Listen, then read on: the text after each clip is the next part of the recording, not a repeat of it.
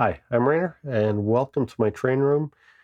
Today I am going to be working on some backdrops, some photo backdrops. So in my last couple of videos, you've probably seen a little bit of them in the background. I've got one already up behind my town scene over there, and then I've got another one that ends right here, and this is just a 4-foot section of trees. And I've had a few people comment about them, and I'm happy with how they look so far. So I thought I would just do a quick video here on how I actually did these. Now, both of these photos are photos that I have shot myself sometime in the last couple of years up in Northern Ontario. That one is part of a photo that I shot looking across Beaver Pond way up north. And the other one is a photo of a lake north of Sault Ste. Marie where I used to go fishing as a kid with my dad, but I was there with my wife a couple of years ago and I just took a picture of the lake with my phone. And so I'll show you the photos here, the original photos as they are. And then what I did was I just zoomed in on the far shoreline in both cases and just cropped it and then uploaded it to a Staples website and got them printed out as a 2-foot by 4-foot banner with one photo on the top and one on the bottom. And then I slice it lengthways to create a 1-foot high by 4-foot long banner.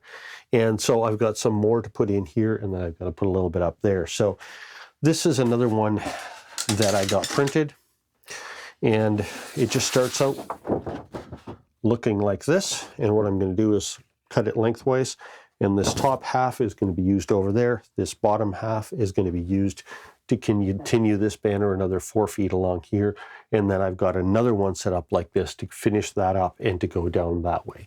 So that's what I'm going to do now, try to get this cut and get them up. I just used some double-sided tape to hold it in place, and I'm really happy with how it looks. And you know what? It wasn't terribly expensive, and they're original photos. They're my photos that I took in the right area, not something that I had to try to make match. I found that looking at a lot of the commercial backdrops, you can get tree backgrounds, you can get all those types of things, but they didn't match the terrain or the geography that I wanted for my layout. So this way, the photos are taken in the actual area or close to the actual area, so I know that it's the right kind of trees and it gives me the look that I want. Plus, hey, it's some of my own pictures.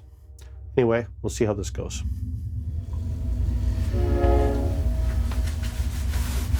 So I don't know if you could hear that, but that was a train running through my backyard, or just behind my backyard. The CP line runs past the back of our yard here, so it's not very far away, so we definitely hear it every time it goes by.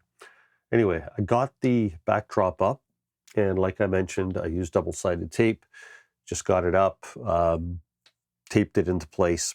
What I did was, when I got the images printed, I got a couple of them printed in reverse, like left to right or flipped horizontally. So the original banner that I had up, or the backdrop that I had up, ended there, and then I used the same image reversed up to here and then reversed again going that way. So it does look a little repetitive across here if you stand back and look at it, but it's a fairly small room, so you're generally observing things from closer to the layout. And because the foreground scenery changes going down, and I'm going to be putting more trees up and everything, the repetitiveness of the background is not quite as noticeable, and it works out actually pretty well. So this is about 16 feet going down that I've got this continuous backdrop now going across here. So what I've started doing is, at this end as well as at the other end, I've started to kind of disguise the bottom edge of the backdrop by putting in 12 millimeter static grass in. And the technique I've been using is the one that I first saw on the Boomer Diorama YouTube channel. I'll put a link up there, so if you want to go take a look at his video, he does a really good demonstration of it. But basically, I'm trying to do the same thing, or at least my version of that. And so I've been putting in some static grass from here down to where that little barn is, as well as at the far end, doing that.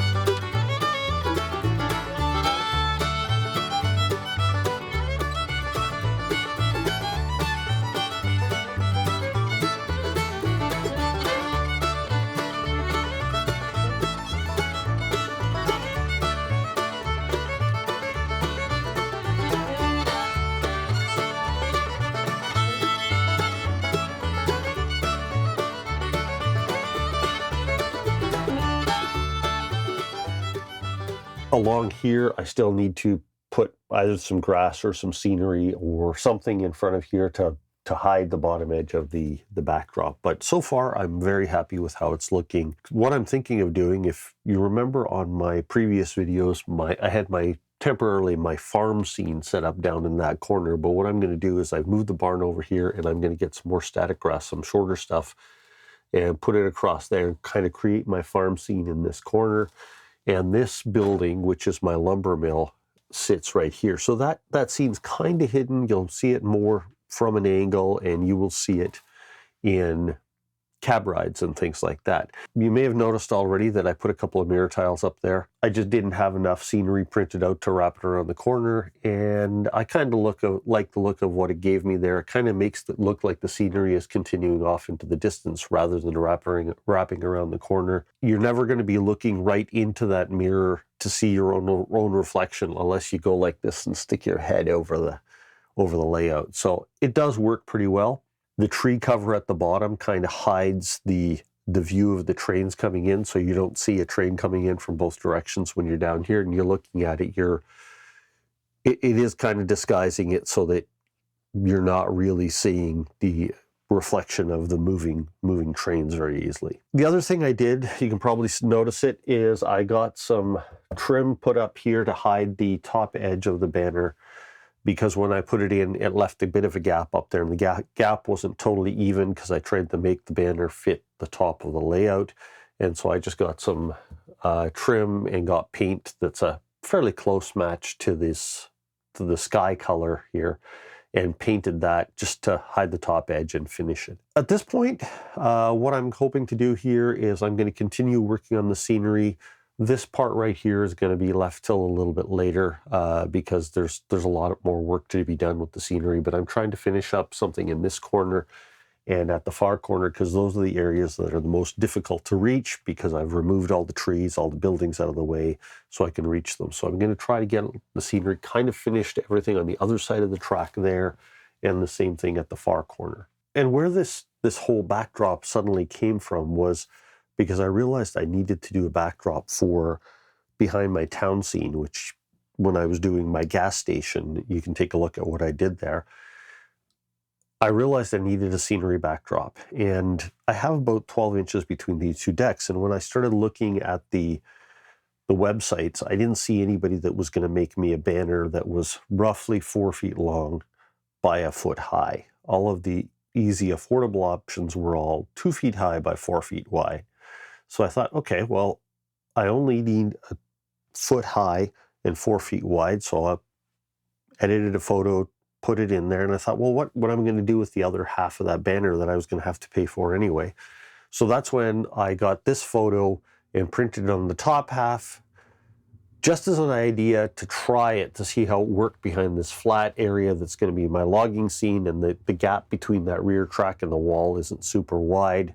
So I thought, let's see if it's going to work up there. And when I put it up there, it looked better than I expected. So that's when I decided to go ahead and do the whole thing. So I pulled out probably 60 or 70 trees from this corner and a few from down there, got the banner up, and so now I've just decided to redo a bunch of things in here. So I just temporarily set this locomotive up here because one of the things that I like to do when I'm working on these scenes is it's easy to just kind of look at everything and not look at a specific scene. So what I like to do is get my phone out and just kind of look at the scene like this through my phone and maybe take a picture of it.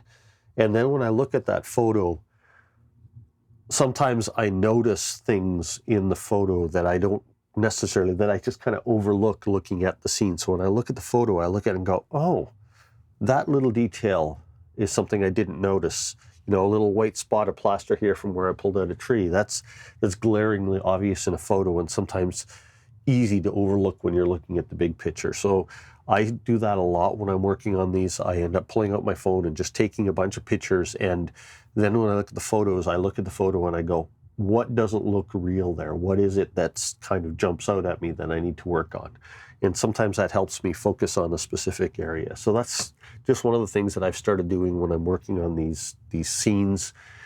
I try not to look at the whole thing. I mean, we need to look at the whole thing, but sometimes I just kind of look at little things. So I put the locomotive there so I can use that as a focal point, take a photo, and then look at the surrounding things in the photo to see what I need to work on or what needs to be improved or what needs to be changed.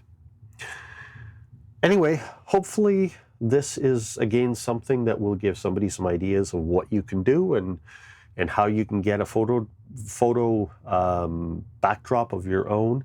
If you're looking through your own photos and you're trying to find something to take a backdrop of, just remember that you need something that's a wide kind of a scene of trees or city or whatever it is you're looking for. Usually, if it's a photo you took with your camera or your phone, it will be for something that's in the distance. So you're taking a shot again across a field and you're looking at the tree line on the other side of the field, or across a lake or something like that. Because if you go right up to a close set of trees, those trees in the photo are going to be, it's just difficult to get a panoramic shot without doing a lot of stitching or spreading things out or, you know, manipulating the photo a lot. But when you're at a distance from a tree line and you take a photo of it, it will work a lot better as a backdrop photo, because it's just, you can get that narrow line of trees or that wide view of a city.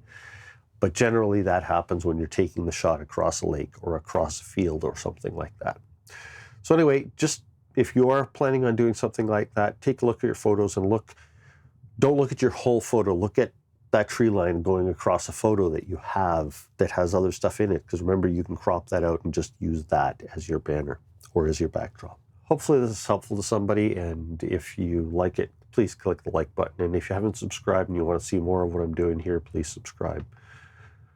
Thank you for watching, and see you next time.